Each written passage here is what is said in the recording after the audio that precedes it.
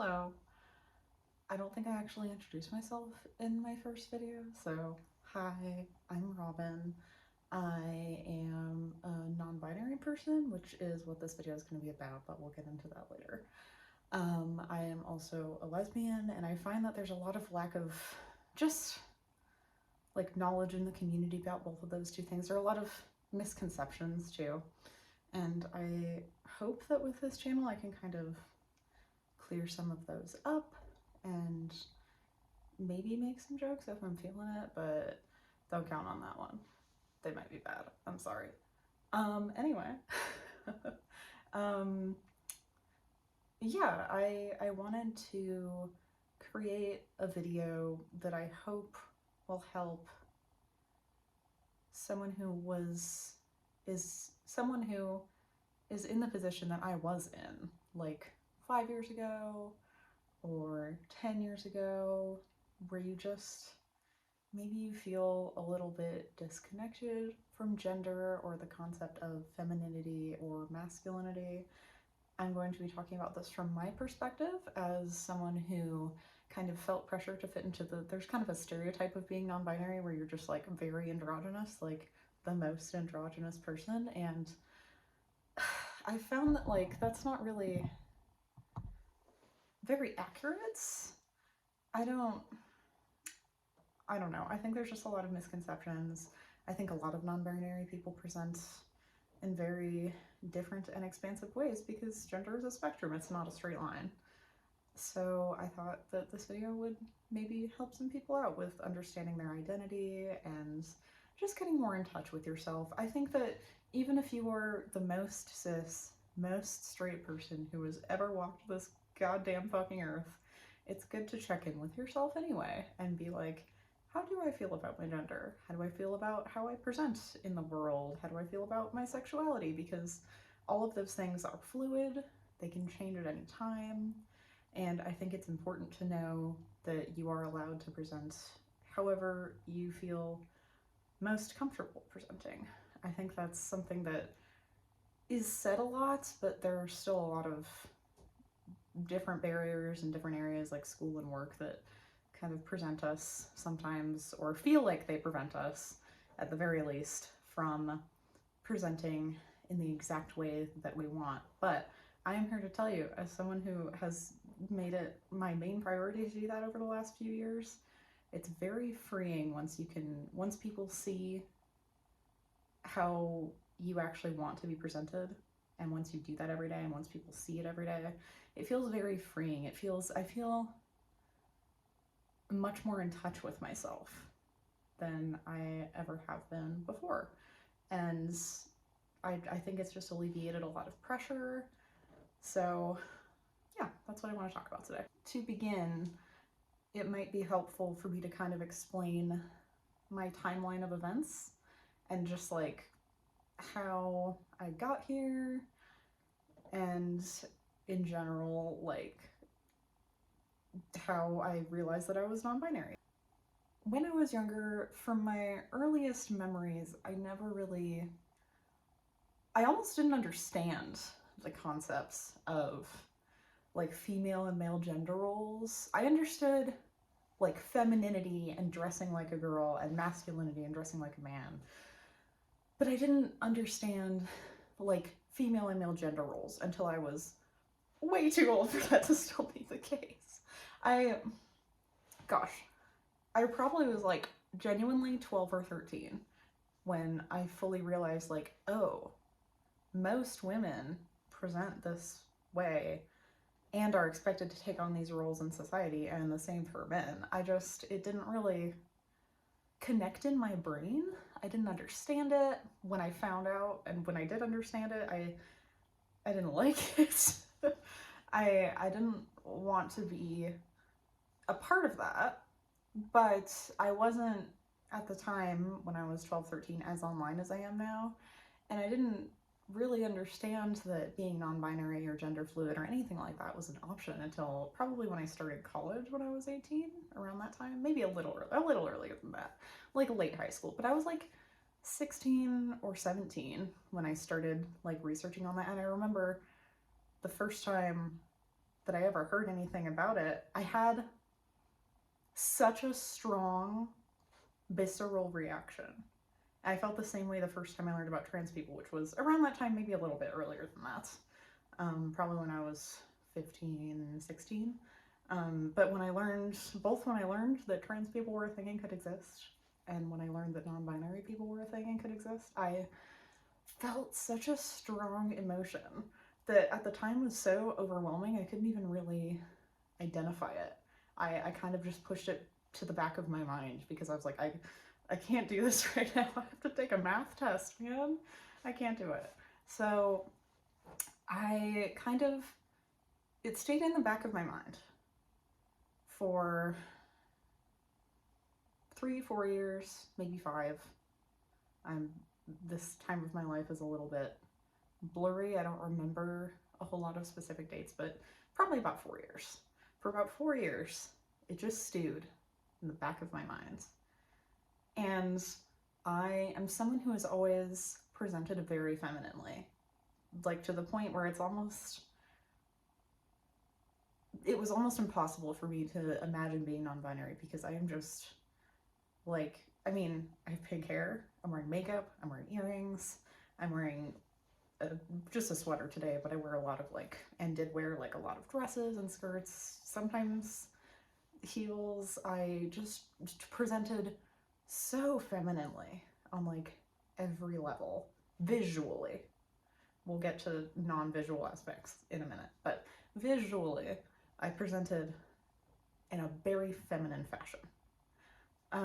So I pushed it to the back of my mind because it was overwhelming. I was like, I present so femininely, there's no way that I could ever be non-binary because that's just not me. I think it's really cool, which, by the way, if you think all the time, or a lot of the time, about how cool being trans is, or how cool being non-binary is, there's a really good chance that you might be one of those two things, or both of those things, and you should talk to somebody about that, because that is not regular behavior. I mean, it's regular for me, but it's not regular cis people behavior in any way. So check that, maybe go to a therapist, check that shit out, explore that identity, because if that is the case for you, it will make you so much happier to live as your true self, I promise. So that stewed in the back of my mind, that thought of maybe I am non-binary, but no, I can't be because blah blah blah blah blah blah blah blah blah, etc., for years. And then as I kind of came into adulthood and started exploring the world and meeting different people, I just started to think about it more and more. Every day, it would invade my thoughts a little bit more. Every day. Didn't matter what I was doing, it was always there. And especially by the time I got to age 20, 21, constantly thinking about it. Oh yeah, also, just to go back a little bit briefly before we get into how I realized and accepted that I was non-binary, a couple more things that to me were flags in my childhood that I should have paid closer attention to. So, I really struggled. I felt like I was supposed to relate to women when I was growing up, but I really struggled to do that. And I really tried to relate to women, but I really was only visually feminine. And also, when I was younger, people are always telling me, act like a lady, mind your manners, and I genuinely didn't understand why I had to do that. And they would be like, well, you're a girl, so you have to act like a lady. And it's not that I didn't want to follow that rule, it's that I couldn't. I didn't understand how to do that or how to live in the world like that. I just couldn't do it. It wasn't how my brain works. It just wasn't for me. So coming into high school, I was always fascinated by, but felt such a deep rift between me and other women.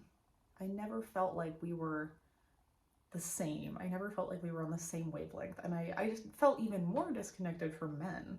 So I would still try to fit in with women, but there was always like a little bit of something weird and wrong about it.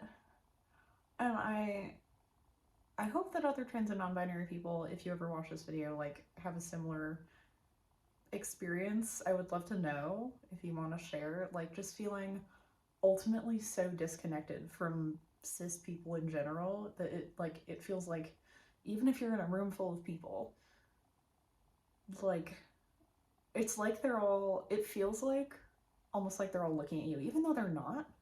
And it's not just a self-consciousness thing. In high school, it was definitely also a self-consciousness thing. I was very self-conscious in high school. But it was partially because of this. It was because every time I walked into a room, I knew that I was different from everyone else in it. And I did not understand why. It was so difficult to put two and two together. For my first semester of high school, for 4 months straight, I wore a skirt and heels, like 3 or 4 inch heels to school every single day. We were doing a swimming unit in freshman PE gym class. Didn't matter. Changed out of that bathing suit, put my heels back on. Okay, I was trying really hard not to read directly from my notes because I think it's lame and kind of a cop-out, but I'm going to read this one particular sentence or these couple sentences that I wrote because I think they're helpful, and I don't know any other way. I think that I put them the best way that I possibly could. Initially, I had an unhealthy relationship with femininity while I tried to emulate it. Like in high school, and I was wearing weird business wear and just trying to dress so hyper feminine and like sexy in a way that was uncomfortable to me. I feel like that wasn't good for me. I feel like it really wore down over time, over the few years I was doing that on my brain. But there's a lot of pressure to conform to one identity. And it's really hard to separate that from your own desires, especially when people are reacting so positively to. For the first time when I started dressing like that, people were complimenting me every day and being like, oh, great job, you look so good. And that was the first time that had ever happened to me. I really felt like I belonged, at least within the society of like my high school, and like I felt like I was accepted. It almost felt like I was putting on a little bit of a mask every day. Like I would do my makeup and my hair and my outfit, and it was like a mask to protect me, in a sense. Over the years, I really learned to embrace it. You can feel disconnected from gender, but still want to present femininely or masculinely. You can also feel fully like a woman and present masculinely. Gender is a spectrum. So, now we're going to get into my series of realizations. I have 3, maybe 4. The first one, I was about 15 or 16. Probably 16, lying on my bedroom floor, and a video popped up on YouTube of like a trans person's experience just living in the world. It was like a vlog, and I watched it. First thing that popped in my brain when I was done: you are not a woman. Ignored that for 4 more years. Great, good job. In my first year of college, I remember this is when I was really struggling with my identity. For my first year of college, when I was 18, up until I really realized my identity, there were about 3 years that were a real fucking struggle for me. And I know a lot of people struggle around that age with identity and like coming into yourself, but man, it was hard. And one day when I was 18, I was looking at myself in my mirror in my college dorm room. And again, the thought popped into my head. This time it was just out of nowhere. I was trying to do my makeup and I was just so unhappy with it that day. I felt like there was something just wrong. Something was wrong in my brain. And again, the thought popped into my head. You are not a woman. Stop trying to act like one. And I was like, whoa, okay. And then I ignored it for 2 more years. And then in February, this is important, take note of this date, in mid-February 2020, I was lying on my bed in my college dorm room, and all of a sudden, I had the thought, oh shit, I'm not a woman, but maybe that's okay. And I don't know why it happens then. I don't know how that popped into my head. I don't remember what I was thinking before that, or if I was thinking anything before that, because my brain idles a lot, so a lot of the time I'm just not thinking about anything at all, really. That was the real catalyst. And then I was like, well, at least I have a lot of space to explore my identity here in college. And then 3 weeks later, I had to go home and live with my parents for a year. So that kind of put a damper on things. My parents are by no means like bigoted or anything, but it still is hard to explore your identity in a space where everyone is calling you by a name you don't like and pronouns you don't like. Probably the most important catalyst for all of this, which is kind of the fourth instance that I was alluding to, it's more like half an instance because it was just like the final piece. This is very important to the whole story, and I am so glad this happened to me. I don't know what I would have done if it hadn't, honestly. I was a communications major in college, and at my school we had a program where you had to get an internship for a semester your last year of school or you couldn't graduate. So I got an internship that honestly genuinely changed my life. And I had an awesome boss for the most part who like guided me through my internship, and at the end I was like, hey, do you guys have any jobs? And she was like, maybe, let me get back to you. And they hired me. They hired me as an assistant for some of their programs. So I essentially had a full-time job, but I still had a semester of college left. So I kind of had to do school and a job at the same time, which was a little rough, but it was during COVID, so things weren't like super crazy at my job, fortunately. There was still a lot of stuff shut down. But when she was, all of their staff gets their face and name put up on the website with their pronouns. And my boss asked me, what do you want me to put your pronouns up on the website as? And at the time, I had been going by like she, they pronouns in groups and stuff that I was involved in at their center, and I was like, I guess I'll use she, they, like that's what I've been using, it's fine. And she said to me, how do you want people to see you? How do you want people to acknowledge you when you're in meetings or when you're at an event? And I was like, I don't want them to call me she. And she was like, great, we'll put they, them pronouns on the website for you. And I was like, oh shit, really? You can do that? And she was like, yeah, dude, it's not a big deal. I will always be grateful to her for telling me that, because that really seriously fucking changed my life. And that job also taught me how to be an activist. And they were addressing me by the right pronouns. And every time they did it correctly, I felt amazing. And every time they did it wrong, I felt a little bit bad. And every time they called me my name, which is not the name I go by now, I felt really, really bad. So that's when I was like, okay, the pronouns thing bothers me. It bothers me when someone calls me she. I started to essentially accept my identity and be like, okay, this is how I want to move through the world, but I need a different name now. And I genuinely used, this is not a joke, I used a random name generator to choose my name. Would I recommend this if you aren't me? No, don't do that. Try to wait until a name with some significance comes to you, or do a lot of research. But the problem for me was, I am the pickiest person I have ever met, and I did a lot of research, and I couldn't find anything that resonated with me. And I just one night was inspired to go on a random name generator and be like, fuck it, I'm just gonna see what happens. And I went through a bunch. I was on there for like an hour, and all of a sudden it hit with the name Robin, and I was like, yeah. And I didn't feel that way about any other name at all. And I sat with it for a few weeks before I actually started telling people. And first I told my friends,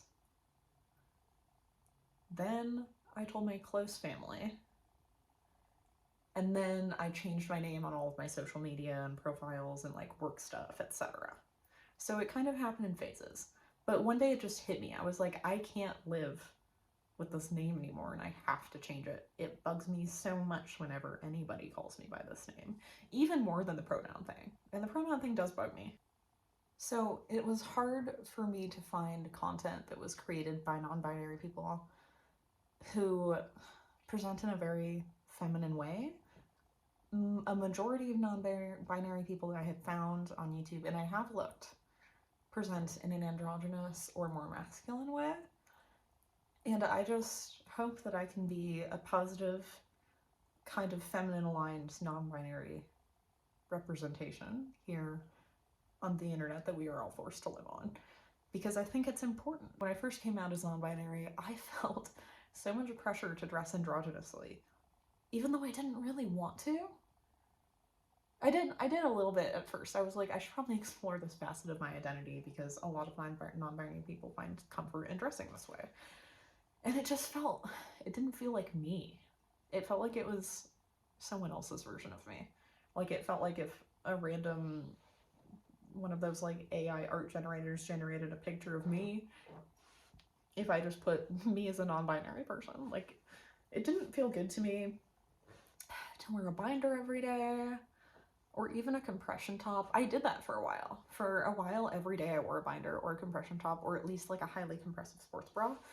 But after a while, I realized that for me personally, I don't think that or having like top surgery would really serve me, because there's like about half of the time that I wish I could have a flat chest, but the other half of the time I really enjoy having boobs. And right now, with the current setup, I can at least put on a binder or a compression top. And if I don't have any boobs at all anymore, I won't be able to just put on boobs. Unfortunately, that's not how it works. I have considered getting like a breast reduction, but I'm kind of at a borderline where that wouldn't even really like be worth it or do much. I definitely wouldn't get top surgery though. I felt a lot of pressure to conform to that kind of stereotypical non-binary identity, which is the only one you really see represented in media. And after a while, it just kind of made me sad, and I slowly, I feel like I just got back to full form recently, honestly, like in the last few months. I slowly started dressing more femininely again. And I don't dress in the same femininely conforming way that I used to, which I think is important to note. I just wear whatever the fuck I want now. And sometimes it's a little androgynous, but most of the time it looks so just hyper feminine, which I love. I love looking like this. I feel awesome right now. And like, this is, look at that. Wow, look at me go. Yeah. Anyway. So I said this in my last video, but I think sometimes it's really helpful to have a label for your identity. I do think that especially in the LGBTQ community, we can get really into like almost like micro niche identities. And if you get too into that, it can almost feel like you're completely alone, right? Like if you go into, I know there are many like very specific forms, for example, of like lesbian sexuality or gender identity and like special pronouns that, to me, I debated taking on those labels, and to me it felt like it almost made me feel more alone and confused than I was before. So I think there's something to be said for that. However, I have heard that some people find comfort in those labels, so there's that too. But I feel like a general label, like non-binary or gay or lesbian, is really helpful in kind of solidifying your identity. It can be hard to not take on the stereotypes that come with those identities and labels. However, if you can just kind of get it into your brain that you don't have to conform to the stereotypes and it's just the label, it's just the way you are, it's almost more fun to explore your identity within those labels. And I also, when I started labeling myself as non-binary and specifically as a non-binary lesbian, I felt like that label gave me a lot of comfort and like a small community, but not too small. There are a decent number of people who identify in those ways on the internet, and it made me feel like I was less alone. That's one of the cases where I feel like the internet can be incredibly helpful, because if you live in a small town, there might be one other person like you there if you're lucky, but on the internet there are thousands. So there's that to be said. I have a lot of beef with the internet. I mostly try to stay off it nowadays, but there is that, and it did help me a lot. So, also, I wanted to add that I stuck with the labels of non-binary and lesbian, but a lot of people move through different labels, and that's totally fine too. Especially, well, I was gonna say especially when you're younger, but whenever you enter into the queer community is essentially your, like, youth within the queer community, if that makes sense. Like, whenever you enter in, there's a good chance you're going to go through a lot of labels and confusion, regardless of your actual age. So I think that's important to note too. I stuck with the same labels, but I am, again, just very picky, and I do an almost concerning amount of research about everything. So I recognize that a lot of people don't do that or don't have time for that, and like, or honestly need to like feel things out more and experience and experiment with different identities. So there's that as well. The best version of you is one that you can proudly show other people. There are no guidelines for being queer, and sometimes it just takes a few labels to kind of settle on your identity. Do whatever you feel most comfortable with. Honestly, reading Reddit posts about being non-binary helped me a lot. Reddit is unfortunately quite a good source, probably the best source that I'm aware of currently on the internet for that kind of information. And of course, with that, you have the bullying and the fact that you're on Reddit that you have to deal with. However, I think it can be a good source of info, so worth it to check that out as well, especially the non-binary and lesbian subreddits. I think there's also specifically a non-binary lesbian subreddit. I'll put that in the description. I'll put all of this like additional info in the description if I can find it. There's also, if I can find it, a website that lets you try out different pronouns in like a generator. Like, it'll put them in a sentence with your name. You can also try out a different name via that website. I will put that in the description as well. I also wanted to talk a little bit about like gendered terms and gendered language, just in conversation with friends, family, etc. I personally think that it's funny to, in the context of like a joke referring to myself, be like, oh, I'm just one of the girls. However, not everybody feels that way, and it is highly gendered language. So if you don't feel that way, it's important to speak up about it and ask for people to please not refer to you as one of the girls or one of the boys, etc. I think people who are not part of the LGBTQ community sometimes have difficulty understanding and conceptualizing just like other identities in general, so it may take telling them specifically not to refer you to that way. It often does, in my experience. It takes telling them specifically to refer you in certain ways for them to start doing it. And they also require a lot of reminders, unfortunately, especially if you're non-binary and you don't necessarily have a physical indication of your gender. They really struggle with that sometimes. But it's really important to speak up, because that's the only way they'll stop doing it. No matter how much you want them to, they are not just gonna suddenly stop doing it one day. Unless they're like go on a journey to highly educate themselves, which honestly, most people don't. And that's just how it is.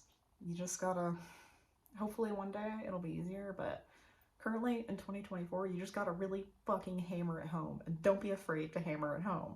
So nowadays, I present probably the most femininely I ever have, and I'm still very comfortable using they them pronouns. I don't like it when people refer to me as she or her. However, based on just general societal expectations and the way that I look, I understand why a lot of people see me and immediately default to those pronouns, because it's not super common to see someone who looks this feminine and does not use she, her pronouns. So I do understand it from that perspective, and I think it's kind of important to have sympathy from that perspective, because most people just don't encounter this on a daily basis. And it's like, just like it's another thing that you have to deal with as a non-binary person, it's also kind of another thing that they have to remember and like acknowledge. So it just takes a lot of reminding and a lot of explaining. I have almost an elevator pitch for my identity now, where I can explain in 30 seconds what my pronouns are, how I feel, and why. And I think that's really helpful to have. Because if you throw the facts at them, it's harder for them to say no, honestly. Work and school especially can be difficult because there are so many just like forms and things you have to fill out that a lot of the time only have 2 gender options on them. Well, in that case it would be 2 sex options, not gender, but 2 sex options, and you kind of have to pick one.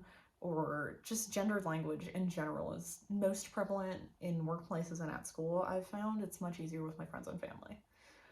So those are the places where, like, man, if you can, put your pronouns on everything. Put them on your email signature, put them, if you do a lot of Zoom or Microsoft Teams or whatever for video calls, put it on your little box on your video call where you put your name and the pronouns at the end. Add them every place that it's appropriate to. And if your school or workplace has a policy that you feel like is discriminatory towards you, or you feel like you need a non-binary option on whatever it is, try to talk to them about it. Most schools and workplaces have DEI, which stands for Diversity, Equity, Inclusion initiatives, and a lot of them will listen to you and implement changes if you talk to them and give them a concrete reason. You do have to be a little aggressive about it sometimes, but they will at least acknowledge you in most cases.